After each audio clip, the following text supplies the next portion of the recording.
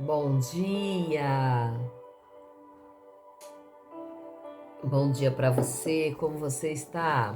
Eu espero que você esteja bem, que esta manhã seja proveitosa, que você possa entender que o Espírito Santo está cuidando de tudo, cuidando de você, cuidando dos seus afazeres, cuidando da sua vida, projetando tudo aquilo que você tem que cumprir nesse dia, porque nenhuma palavra daquilo que o Senhor programou para nós cairá por terra.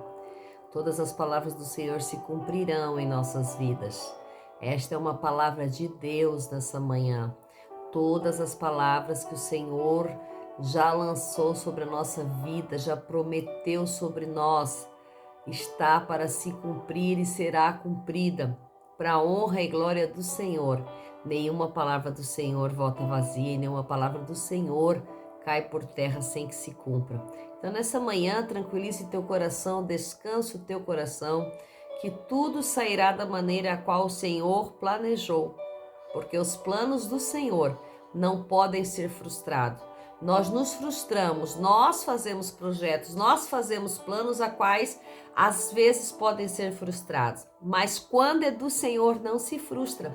Então entenda que tudo aquilo que você está vivendo ou pode estar vivendo que é frustrante, não vem de Deus.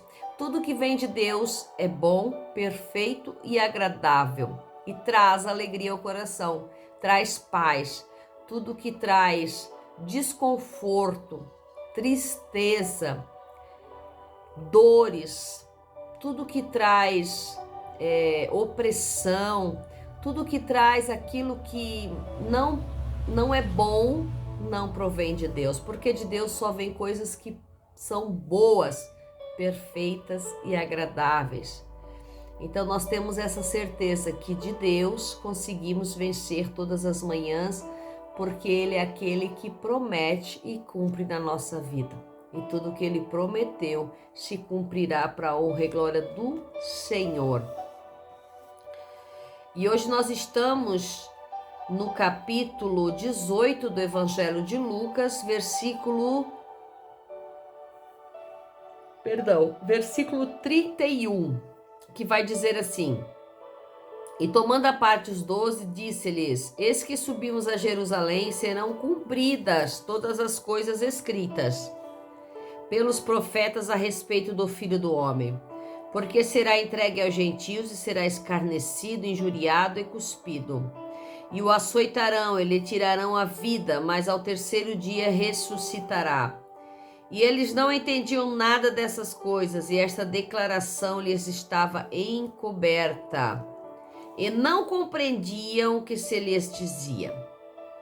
E depois nós vamos ver sobre o cego de Jericó. E aconteceu que quando ele se aproximava de Jericó, um cego estava sentado junto ao caminho mendigando. E quando ouviu o tropel da multidão que passava, perguntou o que era aquilo. E lhe disseram que era Jesus de Nazaré que ia passando. Então ele clamava dizendo: Jesus, filho de Davi, tem misericórdia de mim. E os que iam adiante diziam para que se calasse. Mas ele clamava ainda mais alto: Ó filho de Davi, tem misericórdia de mim. Então nós vemos aqui duas situações nessa manhã, a qual nós falaremos um pouquinho, meditaremos com a graça do Espírito Santo, com a ajuda do Espírito Santo, com a presença do Espírito Santo. Vemos que Jesus ele começa a explicar para os discípulos tudo aquilo que ele iria passar. Ele começa a explicar que ele seria entregue nas mãos dos gentios, que ele seria escarnecido, injuriado, cuspido, machucado, açoitado, e que lhe tirariam a vida, mas que ao terceiro dia ele ressuscitaria.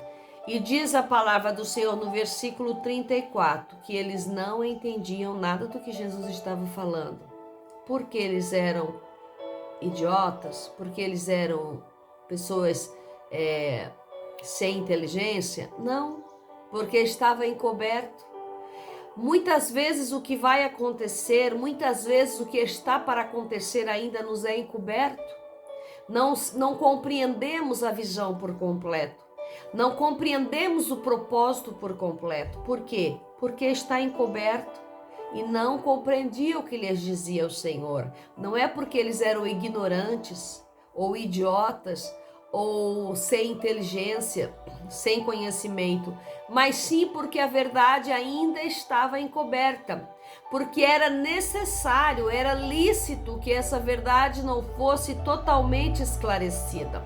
Porque muitas vezes o Senhor nos deixa com situações encobertas a quais nós não sabemos o que vai acontecer, com as quais nós não conseguimos ver o final do sonho. Por quê? Porque é necessário para que haja o cumprimento da palavra. Porque muitas vezes nós, na nossa ansiedade, na nossa precipitação, nós estragamos tudo, somos humanos, estragamos tudo, falamos mais do que a boca, falamos aquilo que não é para falar. A nossa língua, ela não para dentro da boca. Muitas vezes quando temos algo de Deus, na novidade, nós não conseguimos guardar. Tamanha alegria que está dentro de nós. Em todas as situações, quando temos uma revelação do Senhor, quando temos uma visão de Deus, em vez de guardarmos para que o inimigo não nos roube, nós já queremos falar, já queremos colocar para fora, já queremos externar aquilo que Deus deu para nós. E aqui está dizendo que os discípulos, os apóstolos, não entendiam o que Jesus falava sobre os açoites, sobre os cuspes, sobre os maltratos, sobre a morte que ele iria passar e sobre o ressuscitar. Não entendiam porque estava encoberto, diz a palavra, porque a declaração estava encoberta. Porque havia ali algo que tinha que se concretizar das maneiras certas. Tinha que acontecer tal qual como a promessa, tal qual como as profecias. Então havia necessidade de um segredo, sim. E aqui Jesus guarda tudo para os últimos dias, para que eles não saíssem falando tudo o que aconteceu, para que eles não sofressem de antemão. Porque a nossa situação como humanos é saber algo e sofrer de antemão, sofrer antecipadamente. E aqui Jesus encobre as verdades dos acontecimentos para os discípulos, para os apóstolos, para que eles também não sofressem a dor da perda já antes da hora. Então, por isso, muitas vezes, nós não entendemos o dia da nossa morte, nós não entendemos o porquê, não sabemos. Porque é importante que nós não sofremos por antecedência, mas também é importante que estejamos preparados. Por que o Senhor não fala o dia da vinda dele? O dia e a hora exata. Para que não soframos com antecedência, mas para que nós estejamos preparados todos os dias. Porque pode ser agora como pode ser daqui a algum tempo. Então aqui o Senhor guarda esta promessa encoberta e agora ele revela para os apóstolos o que vai acontecer, porque ele passaria por todas essas situações descritas pelos profetas no Velho Testamento. E aqui ele traz esse ensinamento nessa manhã para nós. E após isso nós vamos ver que a multidão continuava atravessando as cidades, continuava passando. E ali, na descida de Jericó, havia um homem à beira do caminho. E esse homem, ele não enxergava, mas ele ouvia. E como nós sabemos que as pessoas, quando ela tem uma certa dificuldade em um dos sentidos, os outros são aflorados. E diz a palavra que ele ouviu o tropel, ele ouviu o estrondo, ele ouviu o alvoroço de que alguém estava passando com uma multidão. Então ele quer saber quem está passando. O que está acontecendo aqui? O que é isso que está acontecendo? Normalmente ele devia estar com mais alguém, porque ele pergunta para alguém. O que está acontecendo? O que é isso que está acontecendo? E aí, alguém disse, é Jesus, o filho de Davi, que está passando. Se alguém disse é porque tinha mais alguém com ele. Ele não perguntou para a multidão, porque se você analisar aqui o contexto da frase, você vai ver que ele pergunta o que era aquilo. E eles disseram que era Jesus de Nazaré que ia passando. Então, se Jesus ia passando, não foi alguém que estava com Jesus que respondeu. Era alguém que estava com ele. Tinha alguém junto com o cego de Jericó, mendigando também. Só que quem estava com o cego tinha visão. E o cego tinha audição.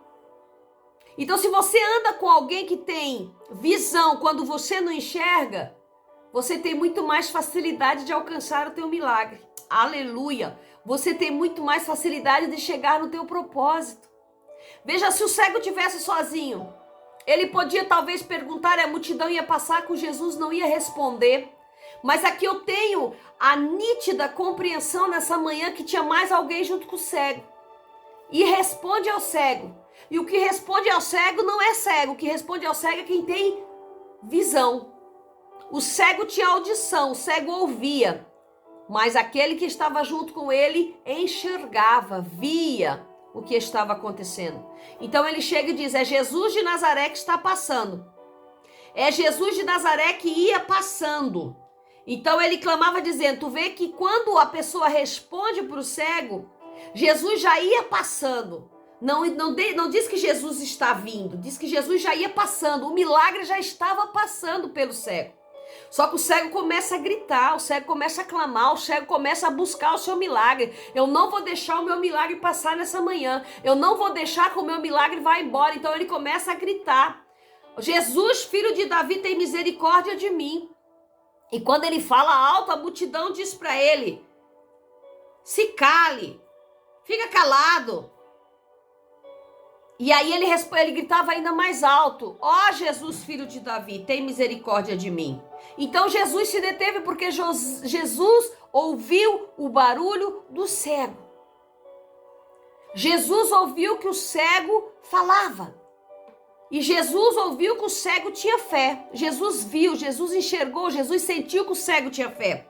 Então o cego vai e fala com ele. Jesus vai e o cego fala com ele. E Jesus se aproxima e diz, o que você quer? O que queres que eu te faça? E ele responde, que eu retome a minha visão, que eu recobre a vista. Ou seja, ele já tinha enxergado um dia, ele já tinha visto um dia, mas ali ele se encontrava cego. Ele já tinha, por alguma situação, perdido a visão.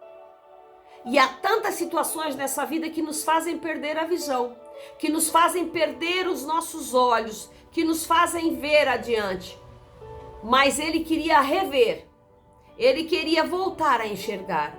E Jesus disse, vê, a tua fé te curou. Vê, a tua fé te curou. Ali era necessário somente ter fé para recobrar a visão, para renovar a sua visão, para rever a sua visão, para receber de volta a sua visão. Mas aqui nós vemos algumas situações nessa manhã. Nós vemos que o cego, ele não desistiu, ele insistiu naquilo que ele precisava.